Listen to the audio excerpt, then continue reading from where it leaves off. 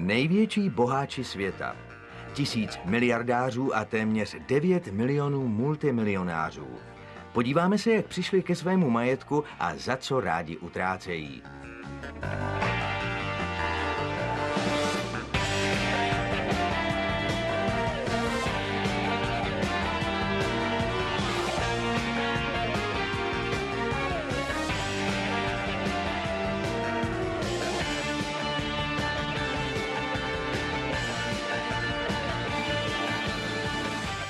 Největší boháči světa. Dnes uvidíte, jak se obyčejný venkovský kluk dostal do předních nahrávacích studií. Teď patří k nejbohatším italským hvězdám. Když se mi něco líbí, tak to prostě koupím. Také uvidíte francouzského módního guru, který vydělává miliony, jen aby je obratem rozdal. A jak vyhazov z práce odstartoval cestu tohoto Poláka k miliardám. Nejdřív se podíváme, jak se z tohoto prodavače oslů na malém městě stal jeden z nejbohatších Američanů.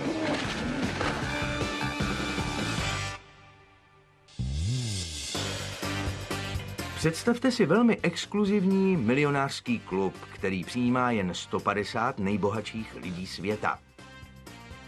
Členství stojí až 10 milionů dolarů s ročním poplatkem 1,3 milionu dolarů.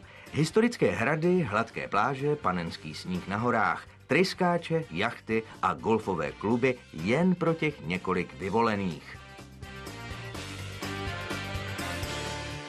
Majitelem tohoto klubu je americký miliardář Tim Blixet. Původně z chudých poměrů se díky obchodům se stavebním dřívím, realitami a volným časem vypracoval na multimilionáře. Vlastní 5 tryskových letadel, se kterými létá mezi svými 15 nemovitostmi a když nespěchá, použije jednu ze svých 2 jachet. Jsme na horní palubě, tedy na 3. lodní palubě. Tady je to nejlepší. Samozřejmě máme jacuzzi. Ještě se podívám, jak to dnes vypadá s teplotou vody. Je výtečná, možná má 35 až 36 stupňů. Všem se tady líbí, zvlášť když je loď v pohybu. Když plujeme a doprovázejí nás velryby a delfíni. Dá se odtud pozorovat západ slunce, pak něco malého sníte a najednou si uvědomíte, jaké máte štěstí, že žijete a že jste právě tady. Tato okázalá stavba se nachází nedaleko Paříže. Je to přepichový francouzský zámek ze 14. století. Tim ho má od roku 2004 a rekonstrukce ho stála 100 milionů dolarů. Žít na vlastním zámku je jako být Harry Potterem, ale ve skutečnosti. Protože všichni jednou, tedy možná hlavně kluci, vyrůstali s představou, jak pěkné by bylo bydlet někde na hradě nebo na zámku, a pak se jednoho dne probudíte a jste tam. To je báječné. Tim o všechny své nemovitosti dobře pečuje. Se správcem zámku de Forcheville prochází poslední úpravy.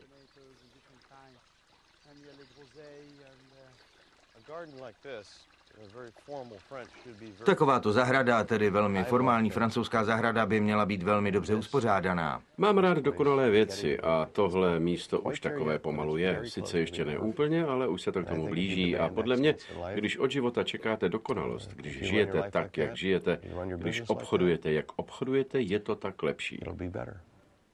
Tim se narodil v malém oregonském městě Roseburgu. Byl z 5 dětí. Otec sloužil jako místní kazatel, matka bývala herečka. Rodina byla chudá a Tim vyrůstal na státní podpoře. Nikdy nezapomenu, jak jsme tím byli poznamenaní.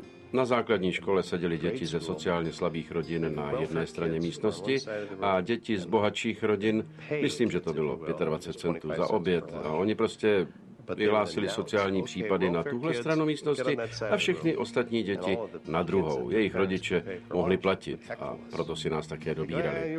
Posmívali se nám, vy jste sociálky, na to nikdy nezapomenu. Na to pevné odhodlání už nebýt sociálkou.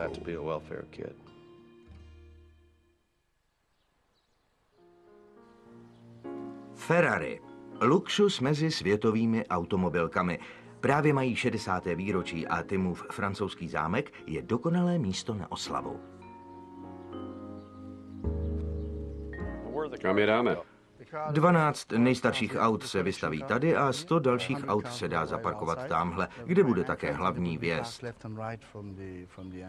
Takže sem se jich vyjede 12? Jo, 12 počítaje prvním modelem Ferrari z roku 1948. Myslíte první vyrobený vůz? Právě ten a k němu přijdou vozy z 60., 70. a 80. let až po poslední model F1. Z celé Evropy se sem sjelo 120 vozů Ferrari se svými majiteli. Některé z nich stojí přes $1 milion.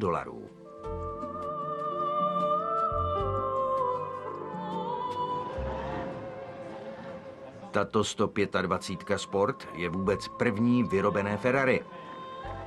60 let stará, v bezvadném stavu. Její cena je nevyčíslitelná.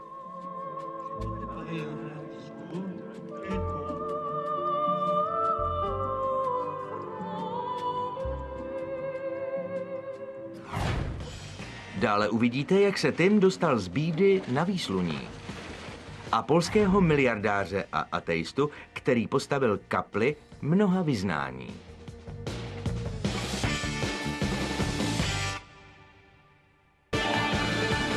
Největší boháči světa.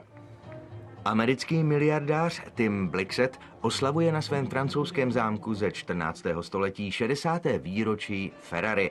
Narodil se v Oregonu, ale to už je dávno.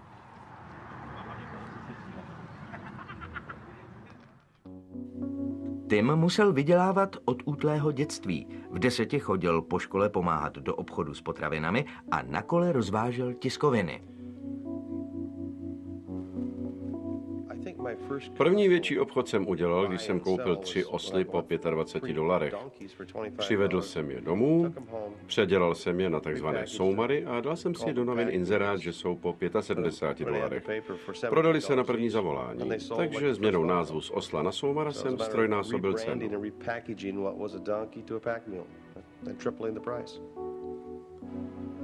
Jako mladík si Tim ušetřil $500 a začal kupovat a prodávat lesní půdu. Jeho snem však nebylo pouze vydělávat peníze. Skutečně jsem propadl hudbě, v níž jsem se našel. V 17 letech jsem se vypravil do Hollywoodu a zkusil jsem skládat. A celkem brzy jsem získal smlouvu na desku. Jenže uživit se hudbou nebylo snadné a jelikož Tim už nikdy nechtěl pobírat podporu, vrátil se k riskantnímu podnikání v lesnictví.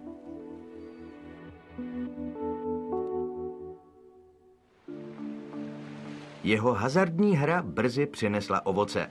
Timovi se dařilo. Už ve 20 jsem se vypracoval na milionáře, jenže to nebylo k ničemu, protože stejně jako většina 20letých jsem byl pěkně domýšlivý. Připadalo mi, že mě nic neporazí, že všechno, na co sáhnu, vyjde. A když mi konečně došlo, že nejsem tak chytrý, jak jsem si myslel, už bylo pozdě.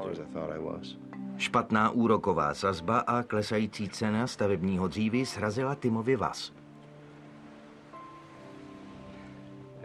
Je to hrozný pocit, když jste na podpoře a nic nemáte a pak se najednou zmůžete na malé letadlo a helikoptéru a máte peníze a pak o ně přijdete. Co pak tohle jsem si přál? Co pak zase skončím na podpoře? Byla to asi moje nejlepší obchodní lekce. Tim to nevzdal a šel dál. Znovu se postavil na nohy a v 39 letech měl opět značný majetek. V roce 1990 jsem si řekl, že už to stačí. Prodal jsem tedy svůj podíl ve firmě a myslel jsem si, že tak vydržím až do konce života. Jenže to bylo tenkrát. Tehdy jsme opravdu měli pocit, že zůstat doma a žít jako důchodce je to nejlepší. Pak Tim objevil takovou příležitost, že na nějaký důchod úplně zapomněl. V zemědělské oblasti Montány odkoupil 20 000 hektarů půdy a začal stavět rekreační domy pro bohaté.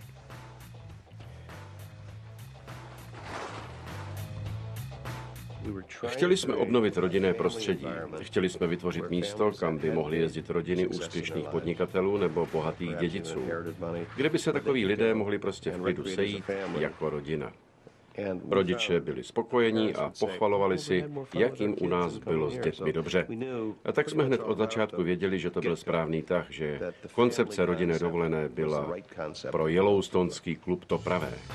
Yellowstonský proto, že se nachází v blízkosti Národního parku. Byl to výborný nápad. Dosud si tam nemovitosti v hodnotě až 16 milionů dolarů zakoupilo přes 300 rodin.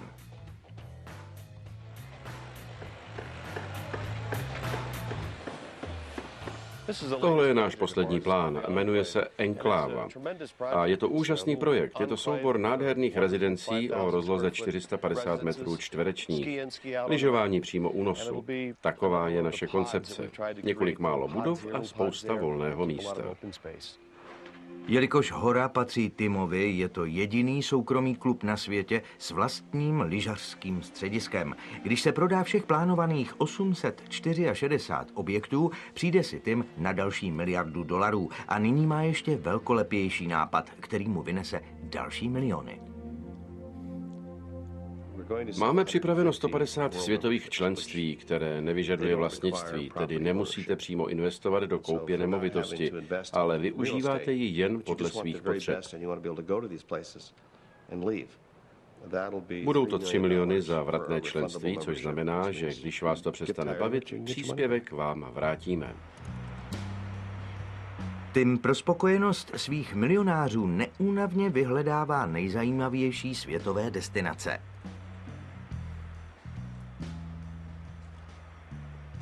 Kvalita Yellowstonského klubu musí být skutečně jedinečná a exkluzivní. Toto je Tamarindo, rekreační středisko na mexickém pobřeží. Tim měl 2 domovy. Tento vyšel na přibližně 8 milionů dolarů.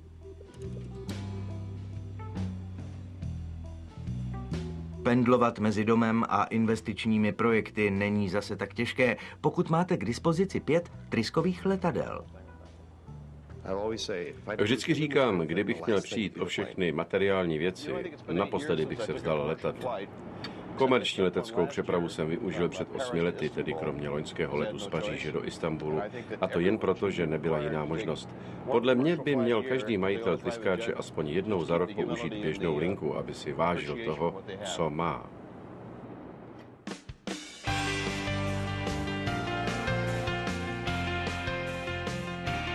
V životě miliardáře Tima má své podstatné místo ještě jedna věc, a tou je hudba. Má také vlastní nahrávací značku. Co mám zahrát?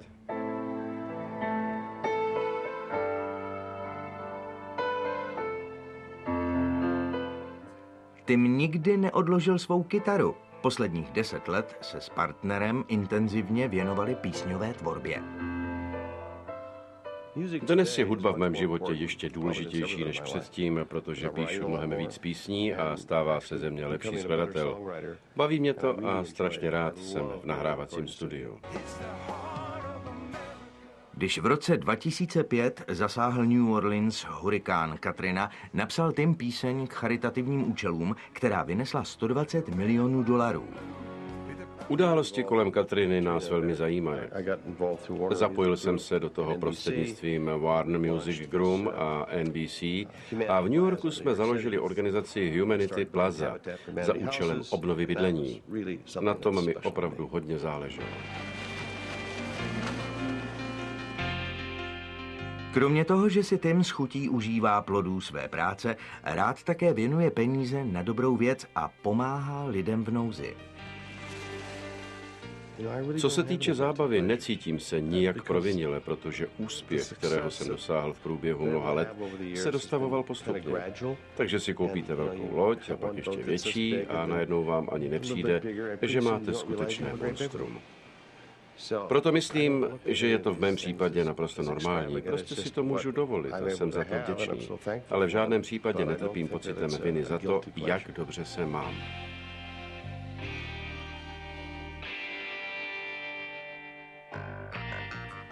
Tom Blixseth uskutečnil svůj americký sen. Tento Polák však mezi největší boháče světa pronikl až po pádu železné opony.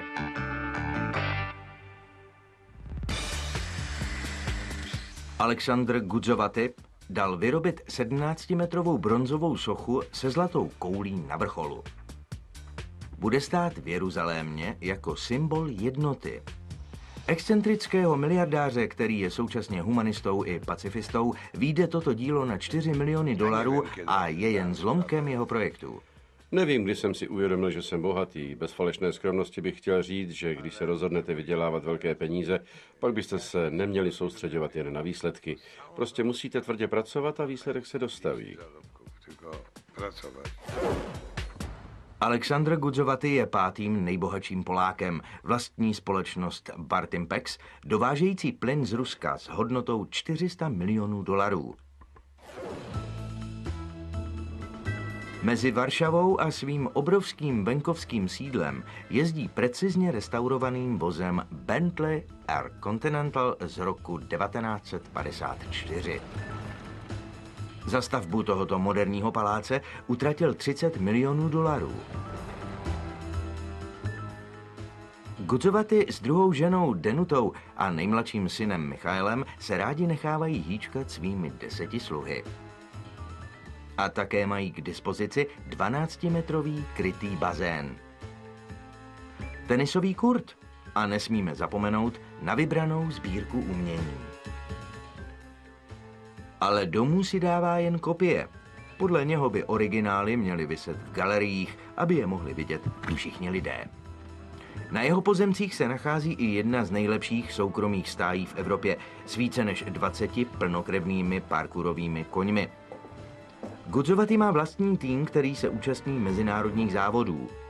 Jeho panství je tak rozlehlé, že k přesunu z místa na místo musí jezdit golfovým vozíkem.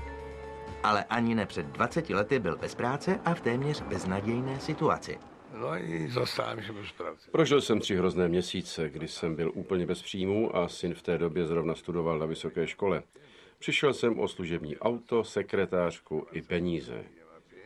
Byla to katastrofa. V roce 1989 zbourali berlínskou zeď, která sebou vzala i tehdy 52letého Alexandra. Polským prezidentem se stal Lech Walesa, bývalý elektrikář a vůdce Solidarity, a Gudzovati se mohl rozloučit se svým vysokým vládním postem. Byl jsem úplně na dně. Jednou v noci jsem vyšel na balkon a něco mě napadlo. A rozhodl jsem se založit si vlastní společnost. Hned druhý den jsem si ji šel zaregistrovat. A začali jsme obchodovat s různými komoditami z Ruska. Jen se $100 v kapse se Gudzovati obrátil na své komunistické kontakty v Moskvě a požádal je o pomoc při vstupu do kapitalistického světa. Pomohla mi práce, kterou jsem dělal za minulého režimu? Ano, protože jsem se naučil manipulovat s velkými čísly. Pouze taková činnost přináší velké výsledky. Alexandr obchodoval se vším možným, od textilu až po železniční prvky, ale opravdový zlom nastal až v době, kdy se stal výhradním dovozcem plynu z Ruska. Během 5 let dosáhla Alexandrova společnost Bartimpex obratu $3 miliard. Koupí této vily na francouzské riviéře se zařadil mezi světovou elitu.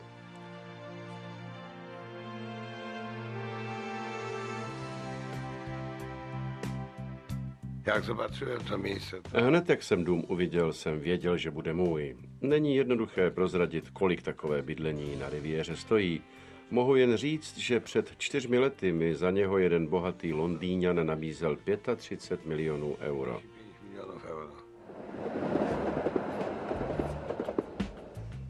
Alexandr se narodil ve Vodži před druhou světovou válkou. Jeho rodiče byli textilní dělníci a bydleli zde v této zanedbané části města. Odešel odtud téměř před 40 lety, ale vzpomínky jsou přesto živé. Se u záboku kręcili. Jak se patří. Když se tady rozhlédnu, terou se mi slzy do očí. Třeba jsme neměli žádné peníze, ale bylo to krásné, protože jsme byli mladí. Byli jsme teprve děti. Strašně mě to dojímá.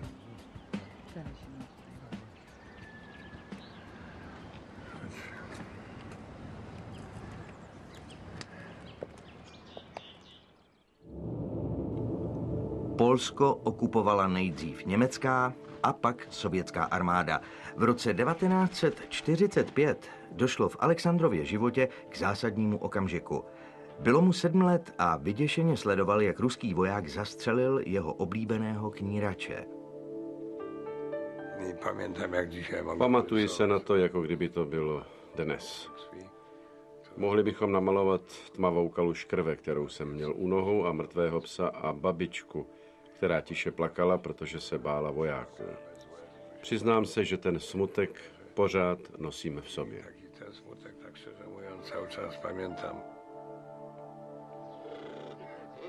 Po této události stojí Alexandr vždy na straně zvířat a snaží se jim pomáhat. Teď, když je bohatý, utrácí miliony za bronzové sochy. Tato je věnovaná jeho dalšímu knírači, princi Garo. Zvířata jsou mojí celoživotní láskou, vášní. A chci dokázat, že se s nimi dá žít v harmonii.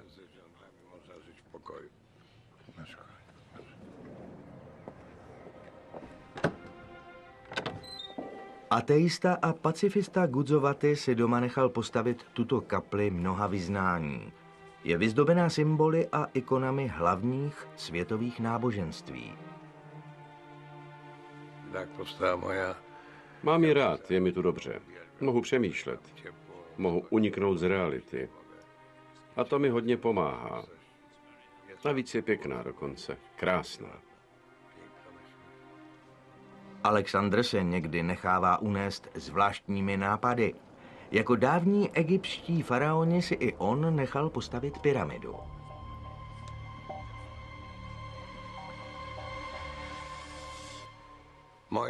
Pyramida je odrazem mé bohaté představivosti. 4 žulové kvádry jsou sestaveny tak, aby se zachovalo silové pole pyramidy. Pyramidy mají určitou moc, což mohu potvrdit tímto pokusem.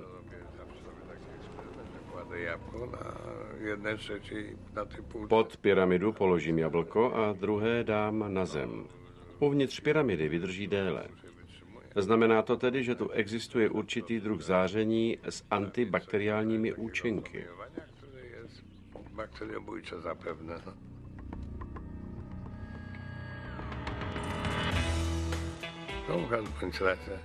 Ať je to jak chce, vždy tu načerpám nové podněty. Je to trochu bláznivé, ale báječně bláznivé. Alexandr Gudzovati má rád svůj výstřední styl. Žije si po svém, dává volný průběh svým extravagantním nápadům a nedá se ovlivnit úspěchem, kterého v posledních letech dosáhl. Sní o světě, kde bychom byli všichni šťastnější.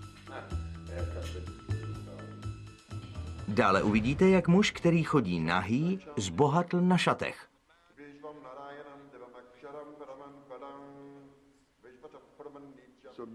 Rodíme se bez oblečení. A tak také tento svět opouští. Největší boháči světa. V tomto díle pořadu Největší boháči světa dále uvidíte, jak se obyčejný italský kluk z vesnice stal mezinárodní rockovou hvězdou. Ale nejdřív je tu francouzský hinduistický mnich s unikátní obchodní filozofií. Paříž.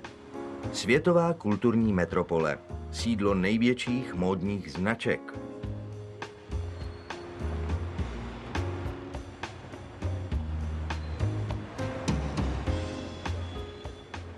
Loňský obrat oděvního průmyslu byl 9 miliard dolarů. Jeden z mužů, kteří zbohatli na oblečení, nyní žije v Indii. Je to možná nejpodivnější multimilionář na světě.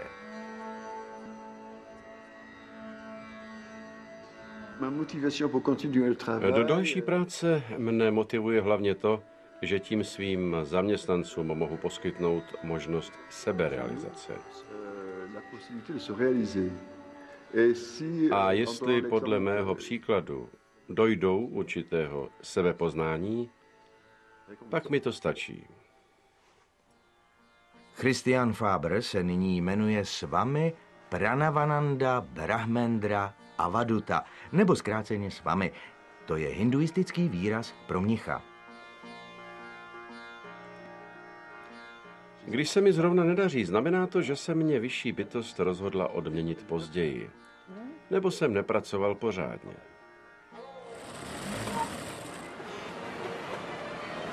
Swami vlastní Fashions International, jednu z nejúspěšnějších společností v Jižní Indii s ročním obratem 40 milionů dolarů. V 35 výrobních závodech zaměstnává 60 000 lidí. Tento obchodní magnát je však nejšťastnější ve svém klidném ašramu, ukrytém v kopcích 400 kilometrů od jeho kanceláře. Je ironií, že muž, který na oblečení vydělal miliony, nejraději chodí nahý. Rodíme se bez oblečení. A tak také tento svět opouštíme. Na svět přicházíme nazí a tak také z tohoto světa odcházíme. V ašramu má Swami internet, jehož prostřednictvím navštěvuje duchovní diskuzní místnosti a vyřizuje si své obchodní záležitosti. Financuje kliniku pro chudé, protože tak káže jeho hinduistické náboženství. Tak to řekl i jeho guru. Swami by měl obchodovat dál pro dobro všech. To je nádhera. Pro koho to je? To je pro Laiko. Laiko, to je tedy pěkné. Laiko, to je francouzská návrhářská značka. Velmi, velmi složité. Jak zde vidíte, velmi náročné na výrobu. A to děláme pro dílí, to je pro dílí. Na návštěvy svých klientů v evropských obchodních domech si Swami bere tradiční oranžové roucho. Dobrý den, jak se máte? Swami žije a jedná podle svého duchovního přesvědčení. Když nejste čestní sami k sobě, nemůžete být čestní ani k ostatním. Základem je poctivé jednání. Jste-li čestní sami k sobě, pak jste čestní k vašim dodavatelům, zaměstnavatelům, zaměstnancům i zákazníkům.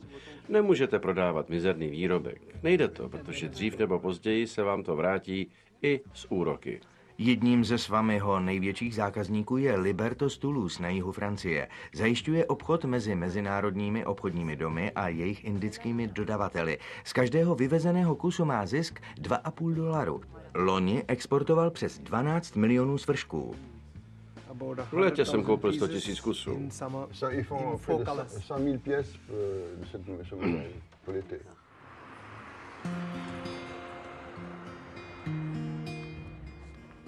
Swami pochází z chudé dělnické rodiny. Narodil se v roce 1942 zde v Béziers na jihu Francie. Každý rok sem jezdí za svou sestrou Annie.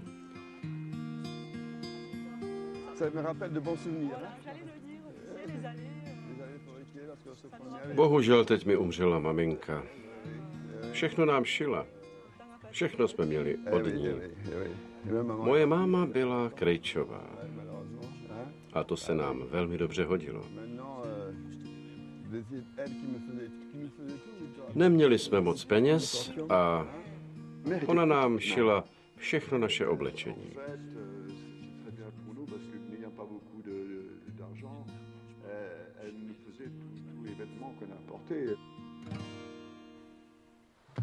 Dnes má Swami malý byt v indickém městě Chennai, nedaleko své firmy. Můj trojdílný oblek. Ale úspěch nepřichází snadno.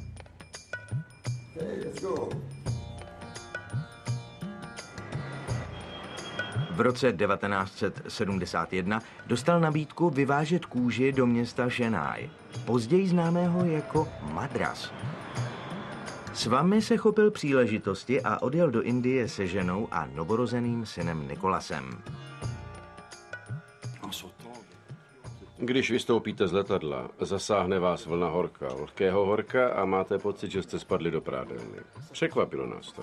Všechny ty pachy a davy lidí kolem nás, to vás úplně pohltí.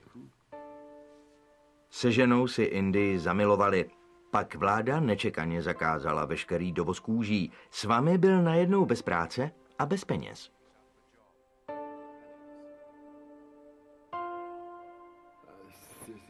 Samozřejmě to bylo velice těžké. Neměl jsem na jídlo. Neměl jsem vůbec nic.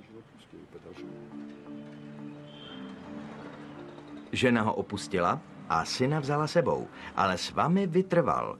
Vzal špatně placenou práci v indickém oděvním průmyslu a zde se setkal se svým budoucím obchodním partnerem Džeparem. S vámi investoval skrovné matčiny úspory do 4 šicích strojů. Byla tam jedna malá místnost a obývací místnost, kde byl stůl na stříhání a všechny stroje. Tehdy ještě šlapací. Jo, to bylo něco. Teď je všechno řízeno počítači. Zrodila se společnost Fashions International, ale podnikat v Indii nebylo jednoduché. Pak náhodný rozhovor se sousedkou navedl s vámiho novým směrem. Jak se máte? Setkání s tou ženou patřilo k rozhodujícím okamžikům mého života.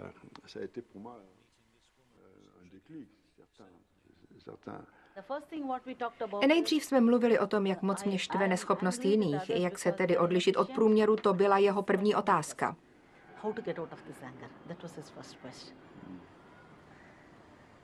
Ráží Swamiho zasvěcovala do tajů hinduismu. Řekněme, že s Rádží a její rodinou to všechno bylo rychlejší. Hodně jsem se toho od nich naučil. Jakákoliv náhoda může převrátit lidský život úplně na ruby. A to je také Swamiho případ. Nemám pravdu? Ve Swamiho životě nastal zlom. Přijal nové náboženství. Ztratil jsem strach ze ztráty. Teď už se nebojím, že o něco přijdu. Jeho víra udělala z Fashions International zcela unikátní společnost. Nejvíc vás asi překvapí, co s vámi dělá se ziskem.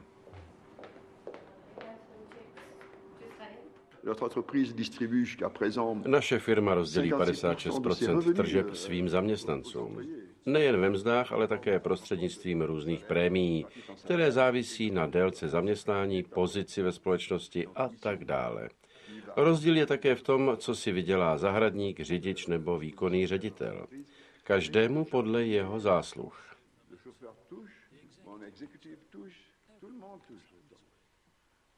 To je vaše první? Ano, pane. Ach tak, první výplata.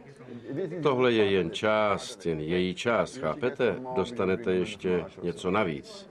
Dobře? Děkuji. Díky mzdám a odměnám pracují u Swamiho jedni z nejlépe placených lidí v Indii. Všechny to motivuje k lepšímu výkonu a k zájmu o zvyšování zisku společnosti.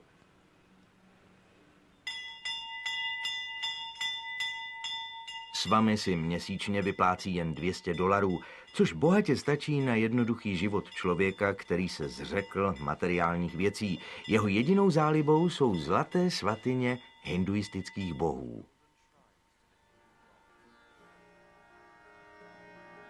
A jeho notebook. 65letý Swami nemá na důchod ani pomyšlení. Právě představil novou návrhářskou značku s názvem Dude, zaměřenou na schopné mladé Indy pracující v rychle se rozvíjejícím oboru informačních technologií. Jiní lidé se v 65 věnují svým ovocným stromkům nebo pěstují mrkvičku, ale já ne, to není nic pro mě. Já chci něco řešit, zajímavé věci, ale jen opravdu zajímavé. Swami tak vstupuje na nové pole působnosti. Jestli se kampaň ujme, Swami se opět posune o krok dál. Se značkou Dude možná riskuje, ale Swami za všech podmínek zůstává věrný své obchodní filozofii. Velmi dobré. Prodali jste toho dnes dost? Až moc, je to dobré. Stává se, že svému klientovi, významnému klientovi povídám. Když s vámi spolupracuji, budu šťastný. A když s vámi nespolupracuji, budu také šťastný. A pokud zjistím, že se jejich způsob práce, jejich obchodní etika neslučuje s mým přesvědčením, řeknu si, dobrá, nevydělám sice 500 000, ale za to budu v noci klidně spát.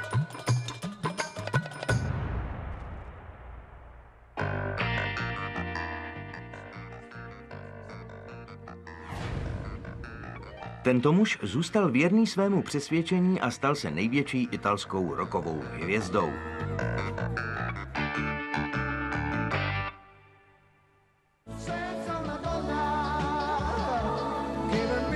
Na výsluní se dostal s hitem Senza una donna. Následovalo 8 dalších alb a ohromný mezinárodní ohlas. Dnes ho zvou na akce jako Live Aid, výroční představení Live Aid. Zucchera nadšeně vítají fanoušci na celém světě už 20 let.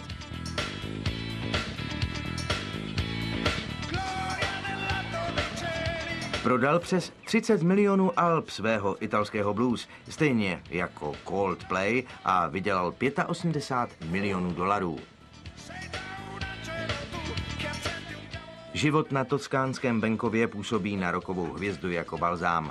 Zucchero je duší hippie a tíhne k zemi, která ho živí. Každé ráno nevstávám s myšlenkou, že jsem bohatý a že si můžu koupit tohle nebo támhle. Zajímá mě spíš, co dnes vytvořím.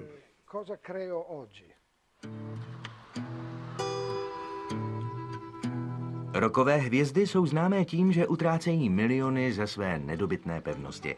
Elvis měl Graceland, Michael Jackson si hrál ve svém Neverlandu. Zucchero vybudoval Louisianu. Kousek hlubokého amerického jihu zasazený do italské půdy. Zucchero vyrostl na statku a odkaz předků přijímá s otevřenou náručí.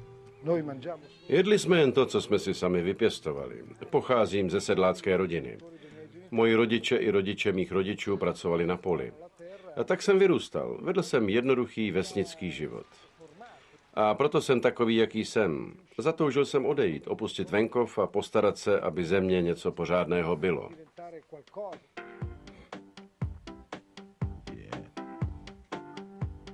Jeho venkovské sídlo je stejně osobité jako jeho hudba. Za vytvoření vlastního stylu bydlení utratil 6 milionů dolarů. Na splnění jeho snu o nekonvenčním domě se podílelo množství řemeslníků a umělců. Měl jsem neomezený rozpočet. Určitě mě to stálo aspoň 3krát víc, než kdybych si najal finanční dozor.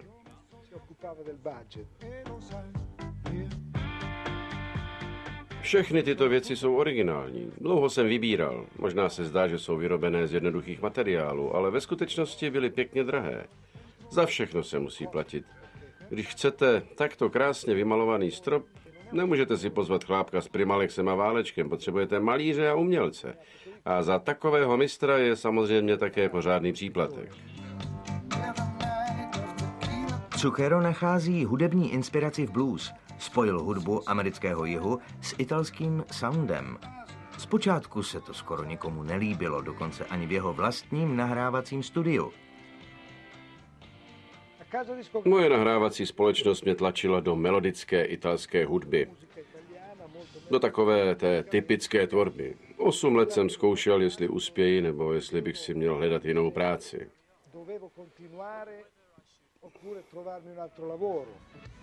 Když v roce 1987 konečně vyšla Zuccherova nahrávka Blues, prodalo se 3 miliony kopií a v Evropě se dostala na přední místa hitparád. Zucchero tedy získal první milion a měl radost i z toho, že došlo na jeho slova. Když jsem byl vnitřně přesvědčený, že dělám správnou věc, zpravidla se dostavil úspěch.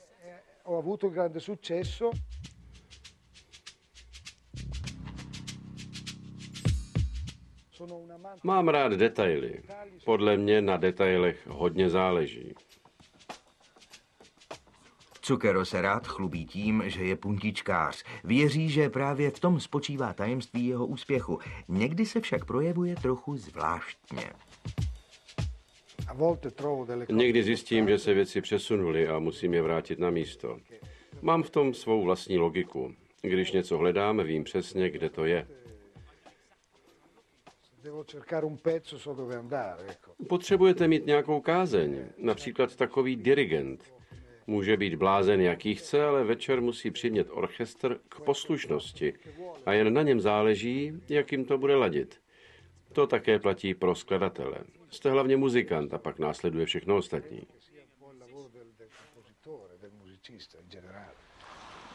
Alban Blues odstartoval svou kariéru. Dnes své jmění a své fanoušky počítá na miliony. Dále uvidíte, co plánuje do budoucnosti, co všechno mu patří a jak je slavný.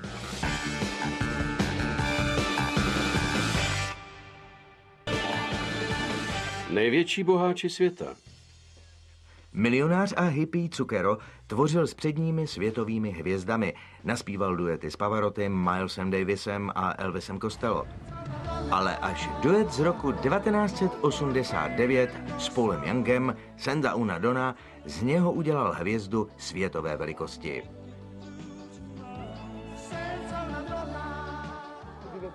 Tato píseň se střídala na prvním a druhém místě světových hitparád. Dokonce i v Koreji a Jihoafrické republice, tedy na místech, kde jsem nikdy nebyl.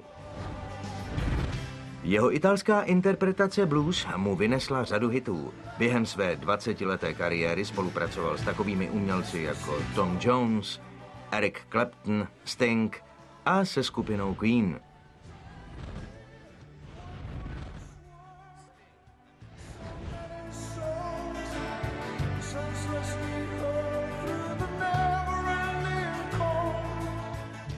Je to jediný světově proslulý rocker z Itálie. Nyní se však Zucchero pustil do nového oboru, který s hudbou nemá nic společného. Eco del Mare je známé letovisko na toskánském pobřeží. V 60. a 70. letech se na zdejší pláže sjížděly zástupy boháčů. Zucchero chce vrátit jejich zašlou slávu. Chceme to tady proměnit na exkluzivní noční promenádu. Dokonce by se tu občas dala rozdělat i pořádná hranice. Víte, chceme udělat něco nekonvenčního ve stylu hippie. Lidé by se třeba mohli koupat ve svitu hvězd, takové ty věci, co se dřív dělali, ale teď už se to nějak nenosí. A rozpočet? Investice by měla obnášet asi 1 000 000 euro, ale ze zkušenosti vím, že u toho nezůstane. Nejsem žádný obchodník, když se mi něco líbí, tak za to prostě ty prachy dám. Někdy utratím i 3krát víc, než bych měl. Když třeba postaví něco, co se mi nelíbí, prostě to strhnu a nechám si to postavit znovu podle svýho.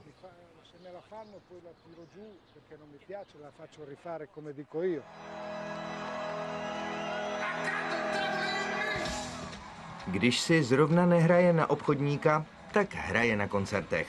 Na Zuccherově současném světovém turné bude hrát pro více než 2 miliony lidí a celkově mu tato akce vynese miliony. Jenže pro Zucchera je na prvním místě vždy hudba. Muziku jsem nikdy nedělal jen pro peníze, ale jednoduše kvůli potřebě se nějak vyjádřit. A vždycky jsem tvrdil a tvrdím, že jsem v tom dobrý.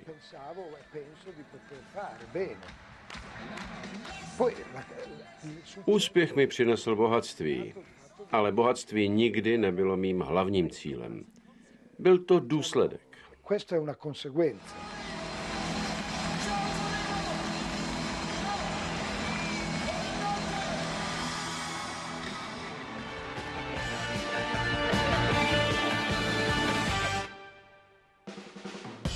A co uvidíte v dalším díle? Bývalého agenta KGB, který během 15 let zvýšil své jmění z pouhých $500 na 1,7 miliardy.